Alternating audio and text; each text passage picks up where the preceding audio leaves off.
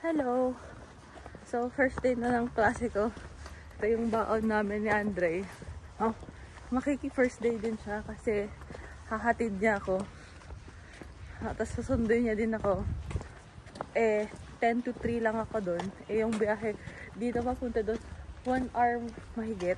No, 1 hour 30 minutes. 1 hour 30. Isang way lang yun, so balikan 3 hours. Oh, diba? Sayang yung oras. So, antayin niya na lang ako doon. Mas maporma pa siya kaysa sa akin. Yun lang, bye-bye. First day ng classes ko. Ako yun. Ay. Okay, nasa train na kami. Pakita mo yung view. Sumusunod ako.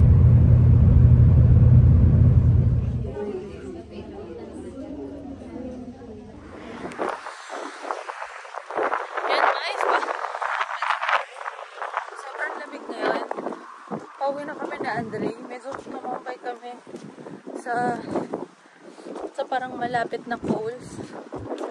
Tapos ayun.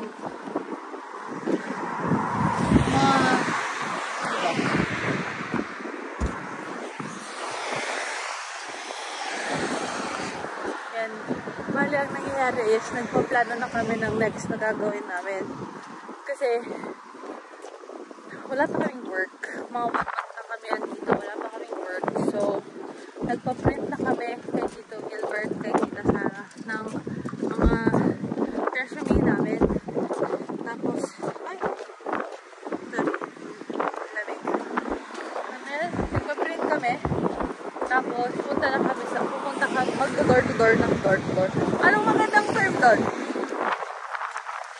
Walk-in. Walk-in kami ng application. Nahanap kami. Kasi yung mga ibang kaklase ko, wala pang work. Pero meron na din mga work. Yung iba doon, 2 na yung work. Pero hindi pa lang nag-umpisa. Nasusubukan namin para magka-work. Tapos bukas, orientation na Andre. So, i-video ulit natin yun. Kanina kasi hindi namin na-video yung kumain kami. Ang lamig. Okay, yun lang. Bye-bye.